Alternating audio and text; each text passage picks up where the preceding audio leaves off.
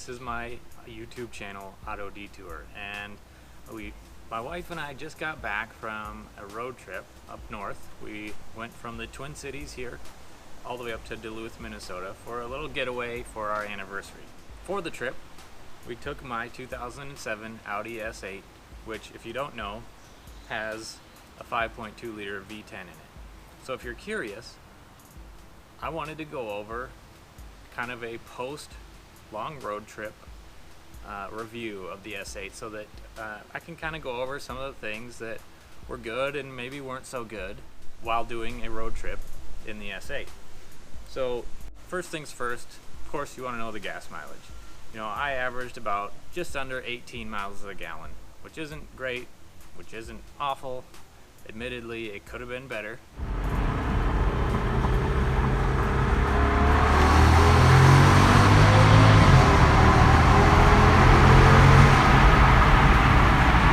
All in all, considering the size of the engine, the size of the car, being that it's all-wheel drive, I thought that was pretty good.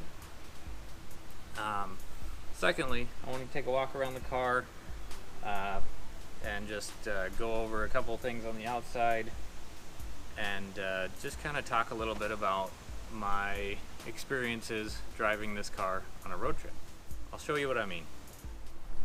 Alright, so let's start at the front of the car. So first things first, of course, with any Midwestern road trip, I did my part to reduce the bug population, and I can tell that I was very effective. So moving along to the side, you know, so the S8 has massive brakes on it, so of course you're going to end up with a terrific amount of brake dust. And just to kind of put that into perspective, these wheels were perfectly clean before I left. I went through one entire tank of gas, and this is what they look like after one road trip and one tank of gas. Definitely get a bit of brake dust build up, and that's to be expected with big brakes and holy cow, look at that, and sportier brake pads. But so if you have an S8 and big brakes, just expect to clean your wheels a lot. Moving around to the back, of course I haven't cleaned the car out or anything, so you're seeing it as it came back from the trip. So of course we did a little bit of shopping up there, but as you can see, plenty of trunk space to support your wife's shopping needs. Secondly, while we're back here, I want to talk about the exhaust. I read all over the place that people say not to delete the resonators because it tends to drone in the cabin. Well, I've deleted all 4 resonators and I experience absolutely no droning in the cabin at freeway speeds. I've also zip-tied the butterfly valves open in the exhaust. That did make it slightly louder in the cabin at lower RPMs, so you can hear a bit of a rumble when you take off from a stop. But freeway speeds, cruising, I don't hear the exhaust at all. I hear much more road noise than anything else.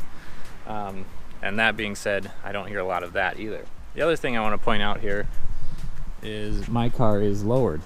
I lowered it as much as I could in the front using VCDS, the Rostec cable. And my pregnant wife can attest that the ride quality isn't quite as good as it was before I lowered it, but still not bad. But still, if you plan on doing that, expect the ride to be a little bit rougher. You can tell that it's a little more harsh than it was when it was stock, but certainly not bad.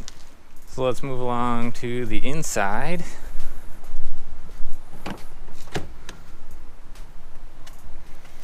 So here's the inside of the S8. Like I said, haven't cleaned it out yet. Couple things to note: seats, very comfortable. This is a great feature. The armrest here gives you multiple settings to be able to support your arm at different heights while you're driving. Utilize that on the trip. That was great. Another thing that I want to mention is, I have the adaptive cruise control feature. At this point, I sort of have a love-hate relationship with adaptive cruise control. Basically, it is nice because the car automatically slows it down for you, It uses radar to sense the car in front of you, so if you come up on a car that's going slower than you are, it automatically slows down the car, and that's not an uncommon feature. I mean, it was a little more uncommon in 2007, but as far as my feelings about it, there's sometimes I wish I just had regular cruise control, because one, you pull up behind a car, it keeps you back a preset distance from that car in front of you, and most of the time I don't even know that it did it. I may spend 5 or 10 minutes not realizing that I was going 5 miles an hour slower than I was intending to go. So then I pull out and go around and continue on my way. Another thing, it keeps you a sensible distance from the car in front of you. When you're going out into the left lane to pass somebody and you're following somebody, let's just say it keeps you far enough behind the car in front of you that the cars behind you think that you're the one going slow, so they try to go around you. Then when they cut in front of you, basically that you're a lot closer to them than the radar wants you to be, so then it basically almost feels like it slams on the brakes, then it slows you way down, and then you gotta wait for that appropriate distance, and then it speeds back up again, and then the car behind you kind of thinks that you're being a jerk, and so you kind of have to take the cruise control off for that. So it kind of defeats the purpose, but all in all, you know, again, I love it because it automatically follows, like on a one lane, it follows the car in front of you, and you don't have to worry about turning cruise control off and on. But on the other hand, 2-lane freeway, it's almost better to just use it when you're not trying to navigate through some of the traffic. Sound system in the car is great. Thank you to all of you that gave me all the Bluetooth suggestions on how to connect my cable in the glove box to Bluetooth. I will look into some of those suggestions. I appreciate that sort of input. One other thing to mention here is the size of the cup holders. As you can see, you have one big one on the right here and one smaller one on the left. So if you actually use the full size of the cup holder, like with my wife's giant cup here, if you use the full size of that one on the right, you can't even fit a soda can or anything in the left side, because you can see this one cuts over into the size of the left cup holder. So I actually had to utilize the cup holders on the back armrest to hold our soda cans while we were driving. Certainly you aren't going to fit a couple big gulps in that cup holder in the front. Not a big deal, just something to mention. And aside from the cup holders being a little bit small and a little too close together, the car does have fantastic road trip storage. So for example, I can store stuff, as you can see, under the armrest here. There's a little compartment. Inside of each individual armrest, they each have their own little sort of suede, sort of like that synthetic fuzzy material on the inside. So if you wanted to put anything in there, you don't want to get scratched up. Mostly it just keeps stuff so it doesn't vibrate and rattle, but each armrest has its own storage, which is really nice. And they're both adjustable to their own height, which is really cool, rather than having one solid armrest. And then a really neat compartment is on the door over here.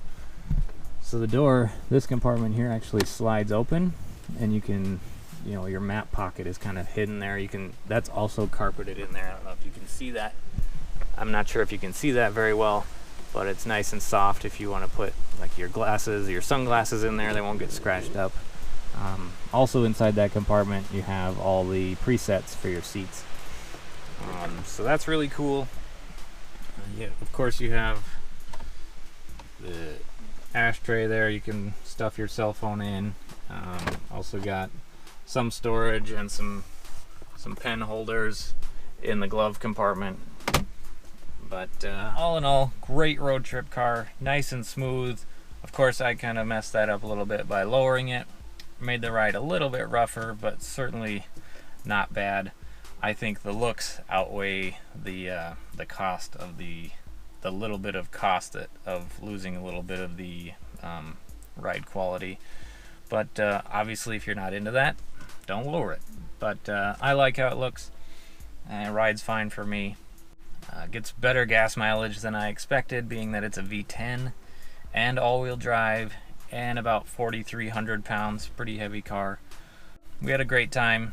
I hope you guys enjoyed this video. If you want to see any other features of the car, I'll be doing an in-depth review here pretty soon. I realize that I've reviewed other people's cars, but I haven't gone back and done a full in-depth review on my own car. So stay tuned for that. I'll go over a lot of the weird features. If you guys want to see that, I'll be doing that. But thank you guys so much for watching. I appreciate all the support. If you are stopping in for the first time to the channel, please subscribe. Hit that like button. Leave a comment down below. I hope you guys have a great week. I'll talk to you again next time.